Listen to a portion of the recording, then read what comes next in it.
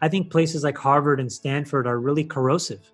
Now, you mentioned that you like investing in three sectors: education, healthcare, and financial services. Why those three?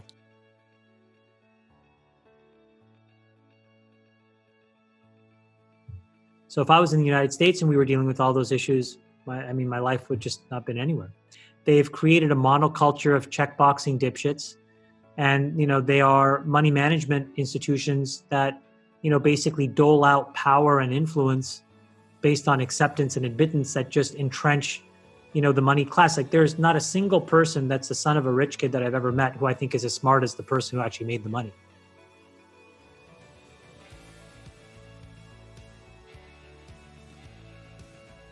You mentioned that you like investing in three sectors: education, healthcare, and financial services. Why those? So let me go through each one. So healthcare, the reason I love it is because I think, so there's a macroeconomic reason, which is obvious, which is trillions of dollars of costs spiraling out of control. It's something that will literally bankrupt the United States and most of the Western world if we don't fix. And what we need to fix is correlating investment to outcomes and creating a cycle where the incentives aren't to, crack your body open and to do a bunch of random procedures, but to do all of the stuff upstream that actually allows you to live a healthy life. And to me, there's a lot of really clever things that software and hardware and products can do to do that. And so I like healthcare because I just think that you can save so many people's lives by doing interesting things. So I'll give you an example. So many people today don't even get a basic blood test. Right. Irrelevant where you live, Western world, developing world, third world, it just doesn't matter. But most of the major maladies of the world can be detected and fixed if you just had that. Now, the problem is you probably get a blood test once a year and it costs $1,000, and you go to a lab and you sit there with a bunch of other people and it's impersonal, it's kind of antiseptic, and you don't like it. And so we're building this product that basically decomposes this $1 million machine down to a $100 machine that works off of your cell phone camera chip sensor. The same thing that you use to take pictures. Very cool. The reason why that's transformational is now you reduce the cost to dollars, and individuals can do it in their bathroom or their home. And now all of a sudden you start to change the incentives for people to care about their own body and to understand their own body, and then they're empowered to actually do something. So that's why I like healthcare. The entire goal was to ask the question, what happens if you built a technology-centric company that focused on consumers and physicians more than anything else and directed it into the healthcare market? And the great thing is we found this company, and this is why we are really excited after months of diligence and work to announce a merger between IPOC and Clover Health to take Clover Health public. So what is this business? In the most basic form, what consumers need to know is Clover offers simple, obvious, and comprehensive healthcare plans for all of us. And so when you go to Clover Health and you sign up for one of their plans, what they also do is go to your doctor and give them very powerful software. That software is a combination of machine learning that takes all this heterogeneous data, clinical data, drug data, your lab results, your blood results, your genetic information, merges it together and allows them to give actionable insights and recommendations every time you see your doctor. That allows them to deliver better outcomes and lower costs. In fact, when you're a Clover member, you see 22% fewer hospital visits and 23% fewer ER visits. That is technology simply and efficiently improving everybody's quality of life. That saves costs. They reinvest all of that in growing faster, making the technology better, and improving the plan so that you continue to get more breadth of choice for less money. That consolidates the market, which brings on more members and more doctors, and the cycle scales. So when you bring all of this forward and you think about the future, here's what I see in a nutshell. Number one, what we have is a business that is actually delivering the promise of technology improving better outcomes and lowering costs in healthcare. Number two is a market that I think is huge and growing quickly. And number three is a business that is consistently taking share year over year over year. And so when you put all of these things together, in my opinion, this was one of the most straightforward investments I've ever made It's a business that I think will become extremely valuable. It will build a lot of enterprise value and be what I think is going to be our next 10x and 10-year investment. Education, I think it's because policy is so fundamentally broken, we are letting down an entire generation. And the problem with that is that it'll create massive instability. So you're already seeing this now. People rioting in places like London a few years ago, Paris a few years ago, Spain a few months ago. When people rioted in the Arab Spring, that wasn't a political pushback. That was a socioeconomic pushback by all these young people who were like, we're frustrated, right? It was this like fruit vendor that immolated himself that started the whole thing. Right. And so when you think about that, a third of the world is under the age of 18 now. 1/3 of the population. Billions and billions of kids, young people who have all this potential. So how do you pay that off? By tricking them into forcing them to get into $150,000 worth of debt to go to school, to get a degree that maybe doesn't matter, where they can't get a job afterwards? No. Just so you can get reelected? I mean, that's terrible. Those are lies, right? And so I feel like if you can, for example, teach people how to code, which in my opinion is the most fundamentally obvious blue-collar job of the 21st century, it's just a great thing. And you replace, trillions of dollars of cost and debt with hundreds of dollars of opportunity. It's just like an obvious trade-off. Something also you've been looking at and we're looking at Real Vision is education. Yeah.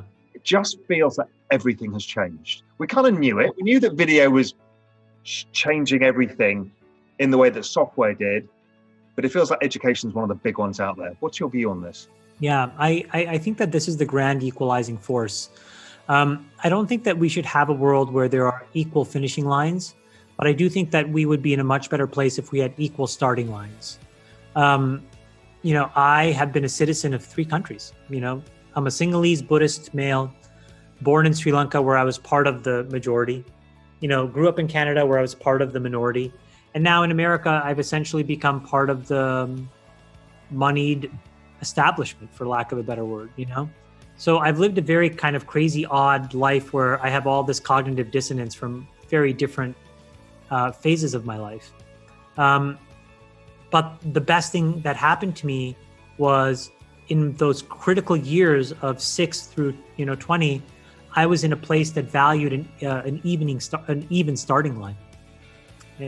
Growing up in Canada, it wouldn't have been the same in the United States. My father died 5 years ago, but he, had diabetes for a very long time, struggled with alcoholism, struggled with depression, very turbulent household. But the great savior was the fact that we had state-sponsored healthcare and state-sponsored education. So if I was in the United States and we were dealing with all those issues, my life would just not been anywhere. So what is my takeaway from that? I think places like Harvard and Stanford are really corrosive. They're kind of worthless. They've created a monoculture of checkboxing dipshits, and they are money management institutions that basically dole out power and influence based on acceptance and admittance that just entrench the money class. Like there's not a single person that's the son of a rich kid that I've ever met who I think is as smart as the person who actually made the money. These kids are fucking morons. And so they're better off going to some crappy school and finding something that they're passionate about versus riding on daddy's coattails. And so, we have an entire political and economic and educational class that doesn't believe that should be what's happening. In fact, that if you're rich, you have a right to keep your kid rich and you have a right to keep your kid powerful. And that to me it's kind of really disgusting. So, the faster we rip that down and rip it apart, the better off we'll be. That the smartest kids should be going to the best schools. Well, what is the best school? Well, the best school now is actually just the best teachers. Well, where are the best teachers? The best teachers are actually all around the world. And so really what we need to have is a very different form of what we value. And then financial services, I just think there are a lot of people with great ideas. And I think there are a lot of people, when empowered with capital, can do really good things. And I'm really interested in ways where you can redistribute capital. And I think right now capital has been aggregated by a lot of these monolithic institutions that aren't trusted for a whole host of reasons. I think some are valid, probably some are not as valid, but in general what's happened is a very risk-averse culture by people who control the lubricant that's necessary for economies to develop. And so if you can develop these alternative capital flows and marketplaces and systems that create liquidity for individuals, you give them the chance to now build these businesses and do what they think they should do, invest in the things that they believe are worth investing in. And I think, again, in general, individuals are better decision makers than these small groups of people that kind of live in ivory towers. Because you can find very different forms of capital. And that's why I think it's a very healthy dynamic, because now the entrepreneur becomes more empowered to build the type of company they want, the type of culture they want, to stay in. So for example, I know a lot of really, really great entrepreneurs who've taken capital from some of the most prestigious venture capital firms in the world only to get fired. And when you look backwards on that decision, they think it's the single worst decision they've ever made. And, sometimes these companies have gone public, these people have become rich, but it didn't matter to them because it left such a bad taste in their mouth. And so, now you could look at that and say, well, so what? You could have gone, you wouldn't have been public. Well, we don't know that, right? The counterfactual is impossible to know. But what it does tell me is, now that you can go to AngelList, or if you're building a product, you can go on Kickstarter and deficit finance a bunch of stuff. It creates all these competitive forces that now rationalizes power back to the individuals who are starting and working at companies. And in my opinion, that is much better. And so, I just think it'll just create better behaviors and better outcomes. And outcomes may not mean like splashy IPOs. Outcome may just mean like you can hire, 50 people and you run a company that's profitable, and, you're a great member of your community. You have a great lifestyle. You spend time with your kids are normal. All of the executives on your team are great people in their community. Their kids are normal. That will do more to change the world than like being a douche and having $1 billion IPO. Listen, there is a massive lemming culture and mentality in most industries. And, when you're looking on the outside in, the tendency is for most people to assign more credit than most industries deserve. So when I'm on the outside looking in to the hedge fund industry, what I'm probably thinking is, wow, they're all geniuses. These guys just know what's going on. They're manipulating the world. Capital flows, finance, the stock market. Right. And what you realize on the inside is, not really. Most are bozos, and most are following a few guys who really know what they're doing. I could be on the outside looking into the world of, molecular biology and genetics and think, wow, these guys have they have the keystone to understanding the human body. And then you dig a little further and what you realize are, not really. Most people are following the work of a few who are really leading the pack. And I would say this industry is not dissimilar to any of those. There are a few people that have the courage to have their own perspective and do what they think is right. And then there's a lot of people that do what those other people do and chase so that they're not late. And so what you can't get tricked by are like the educational qualifications of people, meaningless, okay? Doesn't matter where you went to school. Doesn't matter you have an MBA from Harvard or Stanford. There are a lot of idiots I've met that have MBAs from Harvard and Stanford. And there's a lot of geniuses I've met that have dropped out of school. Right. So, I would say you should have a healthy skepticism to this industry, like every other industry. In most industries, there's just a few people that are really good, and most industries are cluttered with a bunch of people who run around following those few people.